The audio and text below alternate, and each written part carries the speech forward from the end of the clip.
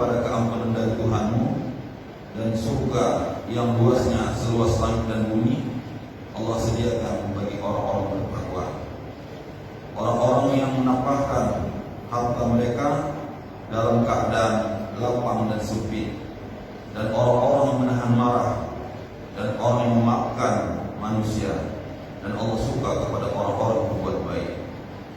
Dan orang-orang yang apabila mereka berbuat keji atau mereka menzalimi diri mereka, mereka segera ingat Allah dan minta ampun atas dosa-dosa mereka. Dan siapakah yang mengampunkan dosa selain Allah? Dan tidak mereka terus-terusan dengan apa yang mereka buat dalam dosa dan mereka mengetahui. Bismillahirrahmanirrahim. Astagfirullahaladzim. Astagfirullahaladzim. Astagfirullahaladzim. La ilaha illa huwa al-hayyul qayyum wa atubu ilaih. Wala haula wala quwwata illa billahil aliyyil azim. Assalamualaikum warahmatullahi wabarakatuh.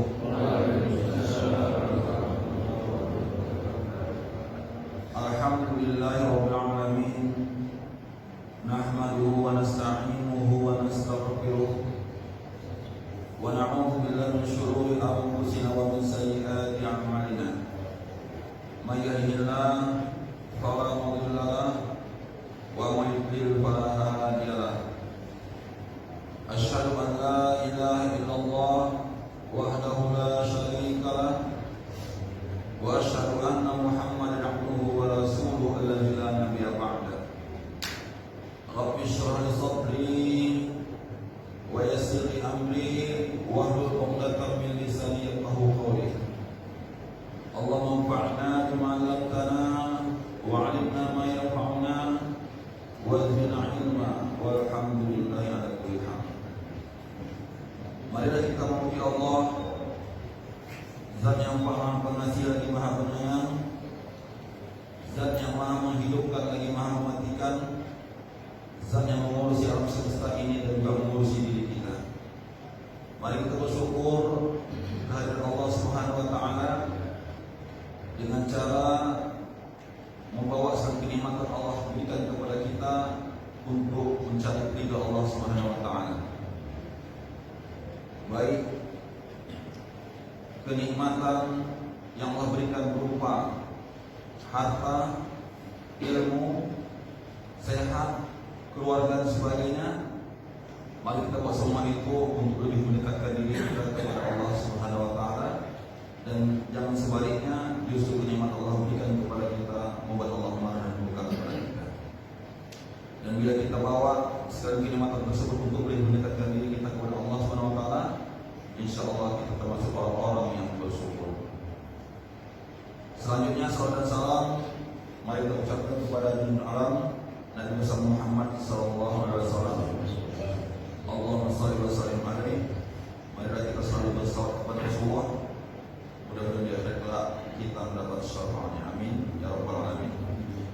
Bapak-bapak, ibu-ibu yang masalah sungguh rahmati Allah, pagi berbahagia ini kita akan mencoba membahas tafsir daripada surah Al-Imran ayat 133 dan 135. A'udzu billahi minasy syaithanir rajim. Wasari'u ila maghfiratin min rabbikum wa jannatin 'arduha as-samawati wal ardh u'iddat lil muttaqin alladzina yunfiquna fis sarra'i wad dharra'i wal kadhimina al-ghayza wal 'afina 'anil nas wallahu yuhibbul muhsinin walladzina idza fa'alu fahishatan aw zalamu anfusahum zakarullah fastaghfiru li dhunubihim wa man yaghfiru dhunuba illa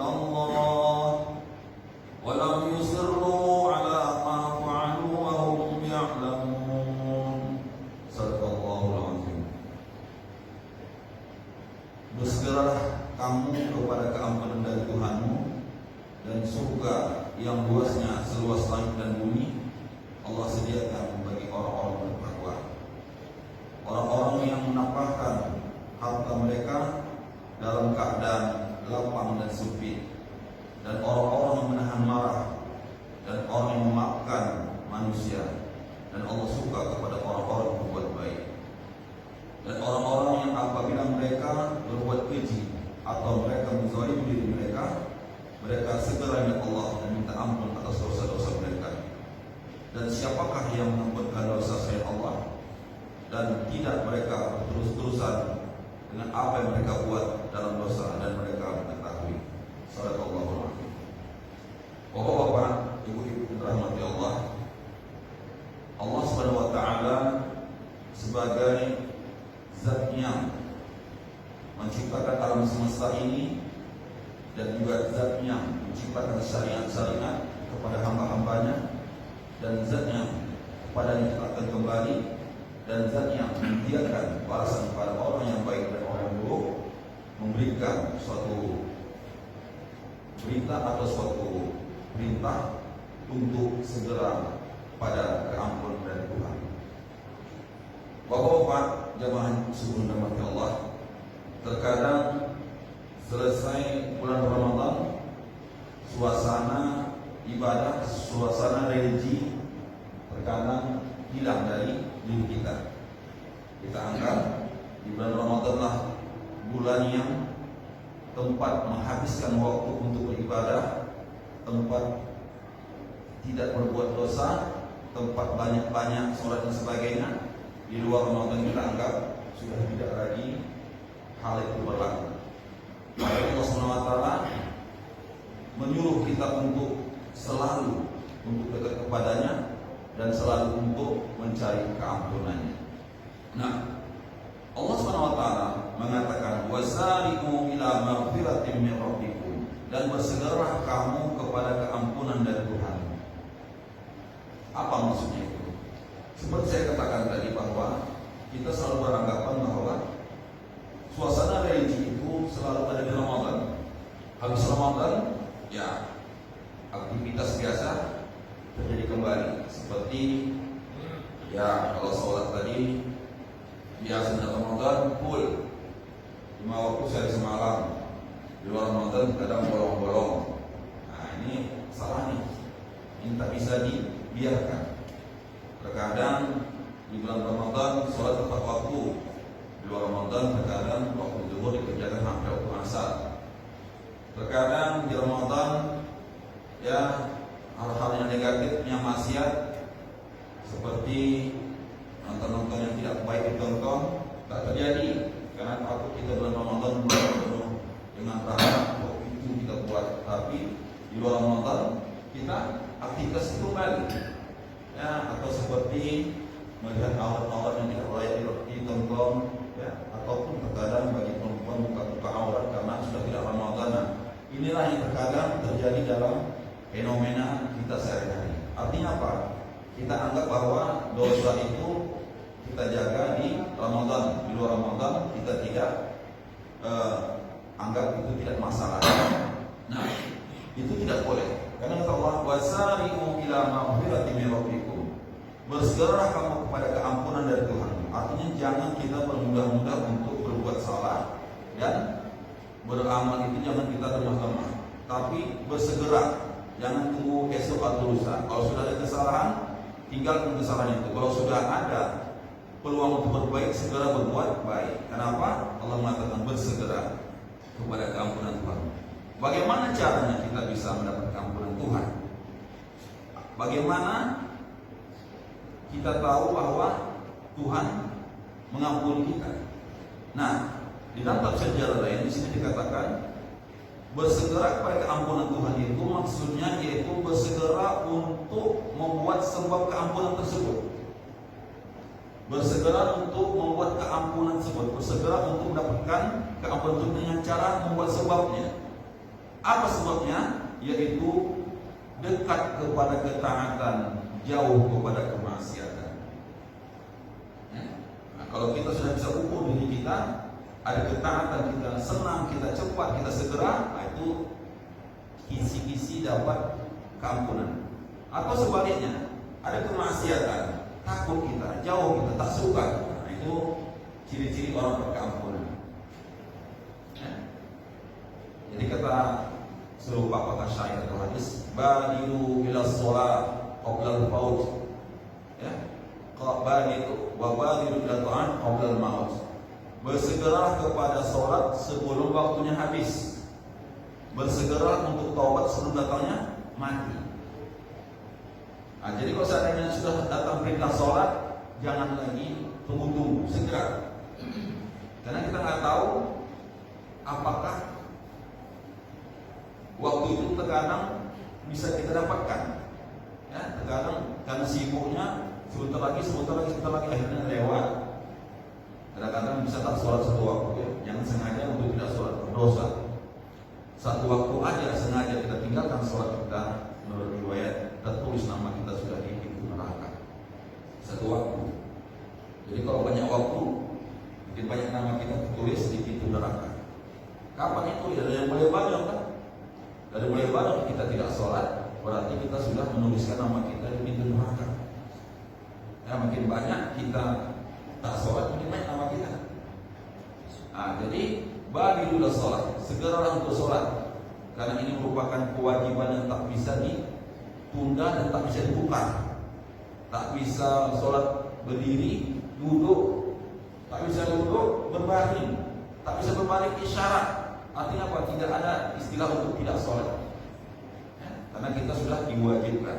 Nah, kemudian badiru sholatnya segera untuk qoblal maut, badiru dan ta'ah, segera untuk ketaatan qoblal maut, sebelum datang kematian. Jangan berbuat ketaatan itu nunggu sehat, jangan nunggu banyak duit baru mau sedekah, jangan. Kapan Allah kasih peluang, kapan ada kesempatan, segera. Kenapa? Kita nggak tahu datang kematian. Karena kematian itu bukan nunggu sakit, bukan nunggu tua, bukan nunggu susah. Karena kematian itu milik Allah. Kapan dia mau ambil, dia bisa ambil dengan kemauan dan cara dia. Jadi jangan tunggu hari esok atau tunggu kaya atau sehat dan sebagainya. Nah, jadi untuk mendapat keampunan Tuhan itu cari sebabnya. Apa sebabnya? Dekati ketaatan, jauhi kemaksiatan. Jika itu sudah kita lakukan, maka syarat untuk mendapat keampunan Tuhan sudah mencukupi. Ya. Lantas apa rupanya balasan bagi orang yang mendapat keampunan? Allah sediakan wa jannatin 'arduhas samawati wal ardh. Allah sediakan bagi orang berkeampunan tersebut dengan surga yang luas surga tersebut seluas langit dan bumi. Ya. Luas surga tersebut yang Allah sediakan, luas surga tersebut seluas langit dan bumi. Di dalam tafsir Sawi, mufassir mengatakan bahwa luas langit, luas surga yang Allah sediakan itu seluas langit dan bumi, artinya apa? Langit itu ada berapa? Berapa lapis langit? 7. Satu lapis itu tebalnya 500 tahun perjalanan. Satu lapis tebalnya langit. Antara satu lapis dengan satu lapis jaraknya itu 500 tahun perjalanan.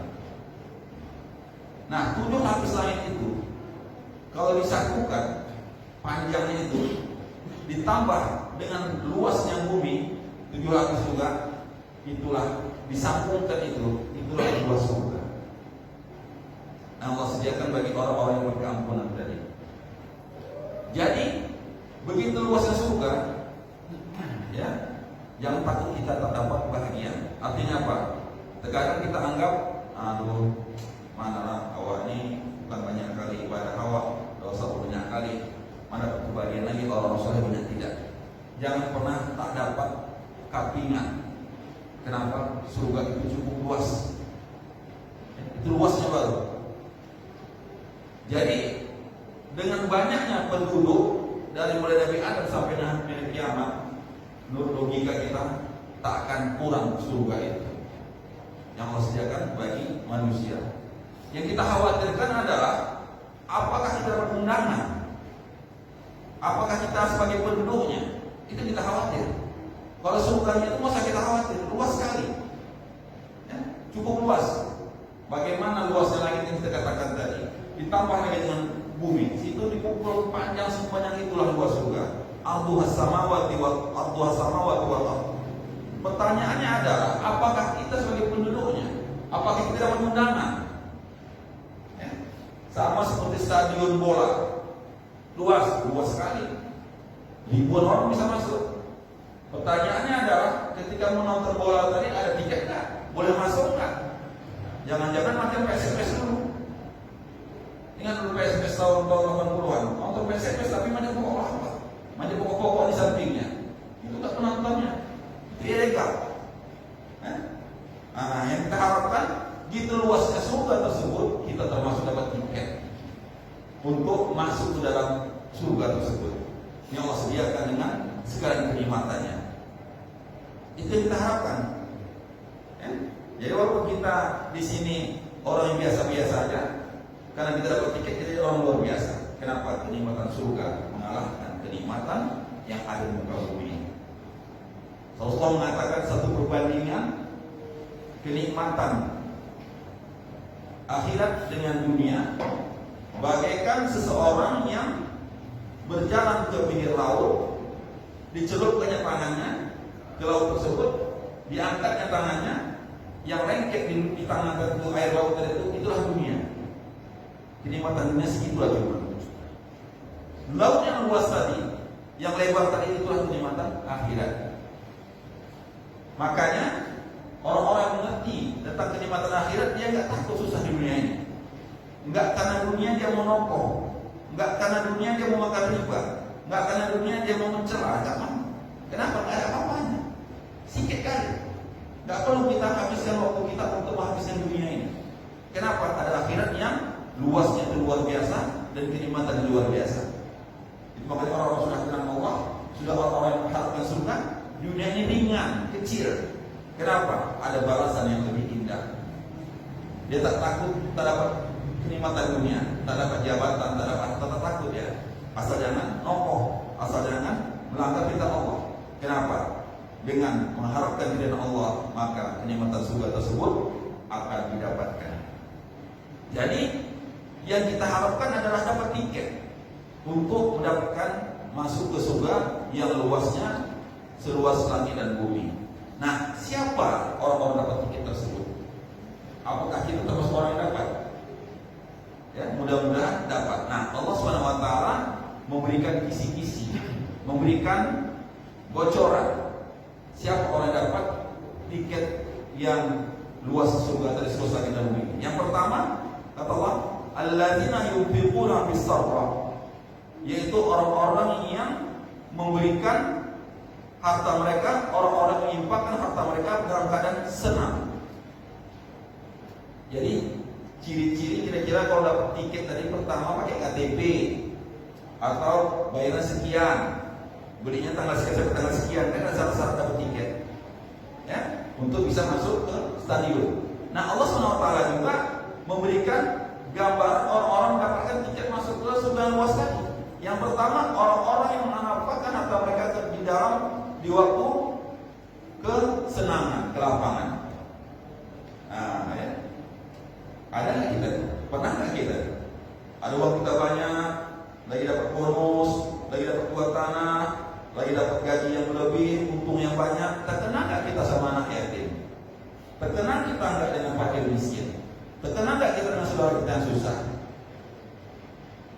Nah, kalau terkena kita, kalau ada kita berikan harta kita dalam waktu lapang tadi itu, nah ini termasuk salah satu tiket. Yang lalu sudahlah, yang lalu tak mungkin kita ulang lagi. Nah, akan datang ketika kita ada kelapangan rezeki, kelapangan harta, kelapangan tenaga, kita gunakan itu untuk jadi Allah, maka itu salah satu tiket mendapatkan surga tersebut. Ini nasihat Pak. Supaya apa? Supaya dapat kita tiket tersebut. Jangan nanti ada kelebihan harta untuk kita nikmati aja. Nanti di akhirat berkata orang-orang yang penduduk neraka tersebut, orang-orang yang menyesal, ya Allah, Hidup karena sebentar aja. Pasal sedekah, aku kan bersedekah. Harta yang ada di akan bersedekahkan, nggak guna lagi. Situ sudah yang menghisap, hari berhitung.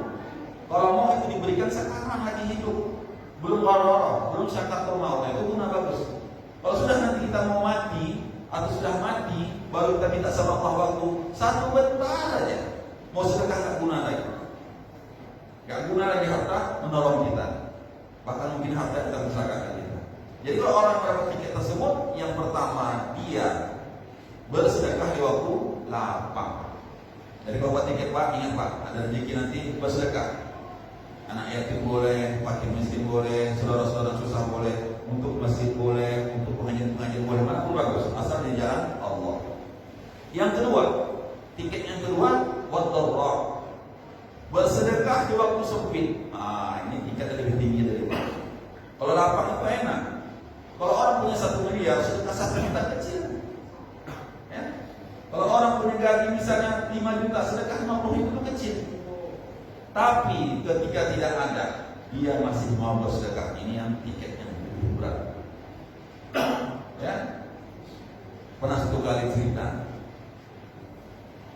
Jadi waktu kami sekolah dulu, bagian Indonesia, ada kawan kami yang tak bayar uang sekolah 3 bulan. Jadi kata kepala sekolah, kamu tak boleh ujian karena uang sekolah tak bayar 3 bulan. Yang besoknya mau ujian, tak dapat kartu.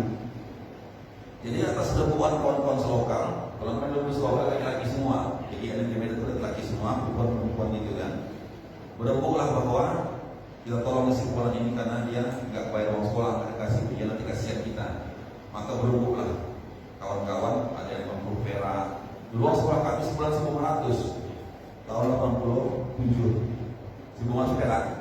Kalau 3.500, waktu itu ongkos betul beli masih 75 perak untuk beli minum lawan. Jadi salah satu yang bersedekah itu kalau saya paham perak, dia sedekah 100 perak. Tapi uang tersebut uang sarapan paginya. Karena dia pada perak jam 6 pagi untuk kesana itu naik usaha baru ke simpang kantor naik motor budi ke Taman Budaya naik motor ke Pogung atau Desa Maju ke simpang Asal Pajar, baru jalan kaki, jalan pancing ke jalan Mandua sekarang. Jadi salah satu kawan saya bersedekah itu orang pada perak yang dia itu 100 perak itu uang sarapan paginya. Ya kan?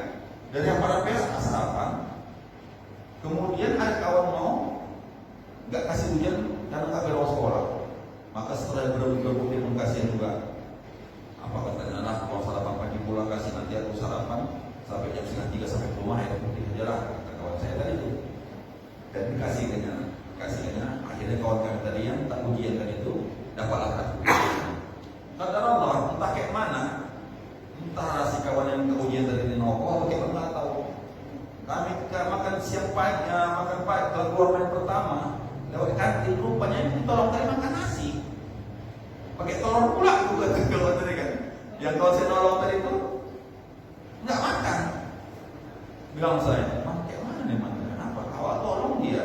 Untuk tas sekolah, untuk bayar sekolah. Gue tengok keluaran pertama makan sebagai telur pula dia. Awal tak sarapan pakai mana nih katanya. Aduh deh, saya bilang kayak mana lagi? Ikhlas senang ya kemana kan? Kalau saya kerja dapat perak. Ya awal tak sarapan nih katanya kan. Dia makan siang, dia makan pagi, awal tak sarapan katanya. Ya, sabar jalan. Akhirnya berjalan waktu. Atas izin Allah karena dia sekarang kepala sekolah ada dia.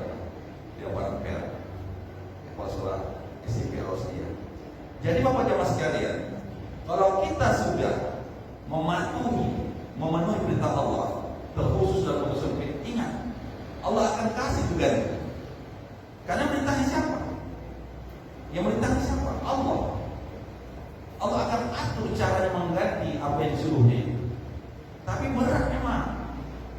Allah perintahkan ini berat kita untuk melaksanakan. Kenapa yang kita imbangi nafsu? Tapi kalau sudah bisa kita mengalahkan nafsu kita dan kuat kepada Allah, yakinlah pada waktu itu Allah ganti itu. Jadi memang berat untuk bersedekah di kala sempit. Bayangkanlah, awak lagi susah, lagi banyak masalah, datang orang meminta tolong awak yang awak sendiri susah. Tapi kalau bisa kita lakukan itu atas dasar perintah Allah tersebut, ini yang dapat tiket tadi. Dan surga itu yang memang lebih nilainya lebih mahal daripada dunia ini. Saya bilang berat, nggak mudah, dan itu orang khusus. Terkadang kalau kita ini jangankan sempit, senang aja Pak yang bersedekah. Senang ada, jarang itu. Ini sekarang saya tengok jarang sekali kalau kita masak enak kepada tetangga kita kasih satu piring, jarang sekali. Ini dah hilang. Kata Rasulullah itu, barang siapa beriman Allah Rasulnya, maka adalah dia memuliakan tetangga. Jadi kalau kita masak sesuatu yang agak lumayan, yang enak, banyakkan kuahnya, kasih tetangga. Nah gitu baru orang-orang beriman. Ya dari Rasulullah, ini makan enak, tak pernah terkena tetangga. Nanti tak ada ikan, tanya tentang ada ikan kau. Ini bukan adab orang-orang beriman. Jadi tiket yang kedua untuk mendapatkan surga itu yaitu bersedekah di kala sempit. Yang kedua. Yang ketiga, wal kadhiminal ghaiza, orang yang menahan marah. Ini beratnya. Menahan marah. Apa marah itu? Ya. Marah itu definisinya ialah marah itu adalah nariyatun, ya, yang bangsa api tahiru bil qalbi, yang dia menempati hati, tazharu asaruha alal jawarih. Marah itu definisinya adalah sesuatu yang melekat di hati dan itu terlihat efeknya di anggota tubuh. Orang marah tuh Pak, matanya merah, melotot, mukanya merah, ya, terkadang giginya melekat-lekat, meletak, nahan marah. Itu marah ya. Nah, orang-orang yang bisa menahan marah itu termasuk orang-orang yang mendapatkan tiket. Ini terkadang gara-gara lambat bikin teh aja, wah, bisa keluar Satria Berhitam. Kau begini, nggak tahu kalau aku capek. Mana dia kerja kau? Ini nggak dapat tiket. Marah.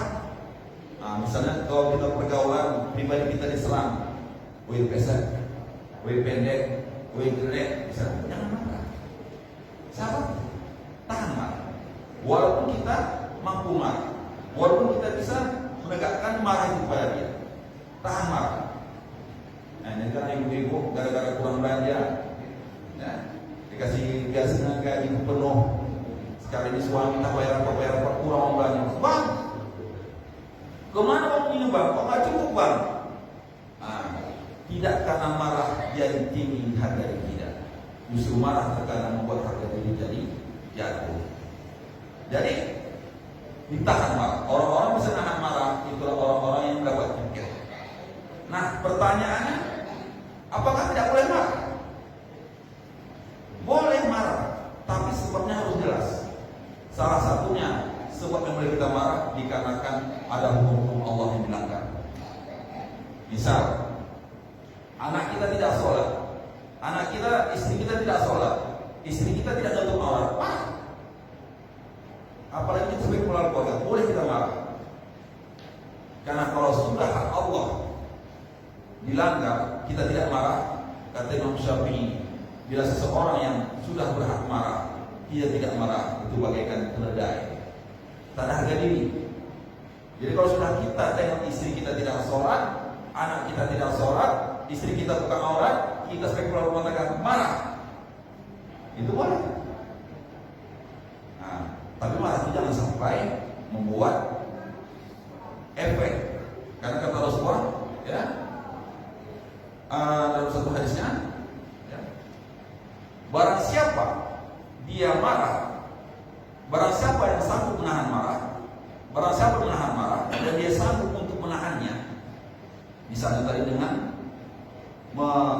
membuat efek kepada yang dimarahinya tertentu, tapi dia tidak marah, kata Rasulullah, maka Allah penuhkan hatinya dengan keamanan dan keimanan.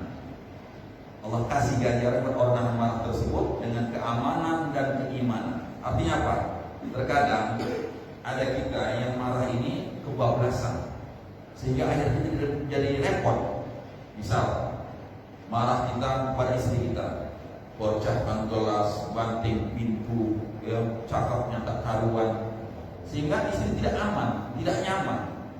Dia tinggalkan rumah, bang, udah lama gak sanggup sama abang lagi, aku pulang ke tempat mak ayah pulang. Yang akhirnya itu siapa? Kita. Karena marah itu sudah kelampauan. Ya marah itu boleh, tapi jangan sampai buat dia menjadi teriris, menjadi tersakiti. Kenapa? Bila sudah dia sakit dan sakit hati, maka efeknya ada sama kita. Apa itu? Ditinggalkan kita. Pergi dari rumah mak ayah. Sudah jadi lagu bacaan nikah. Apa itu? Masak sendiri, makan sendiri. Kenapa? Gara-gara kita. Yang marah itu tidak terkontrol. Marah boleh, apalagi hak Allah yang dilanggarnya. Tidak mau sholat, tidak mau nutup aurat, apalagi hal-hal yang maksiat dilakukannya. Boleh marah. Nah, ini lagi tekanan kita. Ini ya, banyak sekarang saya lihat ayah-ayah yang tidak marah dengan anaknya pacar-pacaran. Ini dayus. Orang dayus itu Allah haramkan baginya mencium bau surga. Dibiarkannya anaknya, anak perempuannya itu pacar-pacaran. Dibiarkannya anak perempuannya itu dibonceng yang bukan muhrimnya. Ini tidak marah, ini tidak pas. Tidak pas. Tapi kalau anak tidak nyiram bunga, anak tidak cuci piring, anak tidak mau belajar, nah ini kalau marah boleh, tapi jangan sampai marah-marah kali. Tapi kalau seandainya yang seperti ini dia tidak marah, itu tidak boleh. Wajib marah. Kenapa? Hak Allah dilanggar, dirinya dirusak. Nah, sekarang saya tengok pacar-pacaran ini sudah tidak lagi aib, sudah tidak lagi merupakan dosa, dianggapnya biasa. Kalau nggak pacarannya dapat jodoh, salah besar. Karena jodoh bukan karena pacaran, jodoh sudah ketentuan Allah. Allah sudah susun semuanya sampai dari mulai hidup sampai mati. Yang selalu cara mendapatkannya. Jadi jika ada orang tua yang anak gadisnya, anak pelajarnya berpacaran dia tidak marah, ini dayus. Allah harapkan dia mencium bau surga. Tapi Ustaz, saya sholat, iya, termasuk sholat. Kenapa? Hak sholat, hak ngaturan hak anak. Kullukum ra'in wa kullu ra'in mas'ulun an ra'iyati. Setiap kamu adalah pemimpin. Setiap pemimpin akan ditanya tentang kepemimpinannya. Anak kita, istri kita akan ditanya Allah Subhanahu wa taala. Jadi kalau tidak marah kita hukum Allah, dilanggar istri kita termasuk orang yang yus. Nah, titik kedua. Kalau titik ketiga, orang yang bisa nahan marah pada tempatnya, dia termasuk orang-orang yang mendapatkan tiket. Wal afina 'anil nas. Ya, kemudian orang yang memaafkan manusia. Apa itu? Di sini katanya biman zolamahum, orang-orang yang menzalimi mereka. Dimaafkan orang menzalimi dia. Misal dia nanam timun atau nanam terong, tetangga diputihnya tanpa permisi, tanpa minta diputihnya, kan zalim tetangga ini. Awak nanam, awak mupuk, awak nyangkut, atau dia yang panen. Tahu kita pelakunya, kan? Dibilang orang, Pak, pulang ngambil Pak. Kita datangi dia, kita tidak marah, kita maafkan dia, kita nasihati dia. Enggak boleh. Nah, saudara yang ini aja, kalian jadi itu. Padahal kita boleh marah. Kenapa? Karena hak kita diambilnya, tahu kita pelakunya, ada buktinya, ada saksinya, tapi tidak memaafkan dia. Kita maafkan apa? Karena kelapangan kita. Kita tidak marah. Ini juga termasuk orang-orang yang mendapat tiket, walaupun kita bisa memarahi dia, tapi kemaafan kita berikan kepada dia. Jadi tidak semua orang yang zalim itu kita harus berlaku zalim. Ini tidak zalim orang sedikit, zalim kita banyak. Ya, sekarang ini kalau mencopet, perampok, balasannya mati. Siapa yang lebih zalim? Yang zalimnya memukuli. Karena saya hebat pencuri itu menurut hukum Islam, jika syarat dan haknya tersampaikan melewati, paling ada potong tangan, masih hidup ya. Tapi kita tidak. Perampok, kata orangnya kan, mana. Satu ngambil batu, satu ngambil kayu, satu menendang, 5 kali terkulai. Yang zalim siapa? Yang mukul. Tidak gitu. Ya tangkap kasih berwenang. Ustaz, dibawa kantor polisi pun sama, tidak lepas juga. Itu urusan mereka, urusan kita. Urusan kita jangan menzalimi dan memaafkan. Urusan kita memaafkan. Kenapa? Jika kita memaafkan kesalahan manusia, sekalipun dia menzalimi kita, ada tiket. Tiket apa? Surga, keampunan dari Tuhan. Jadi ini perjalanan untuk dapat tiket. Ya. Selanjutnya,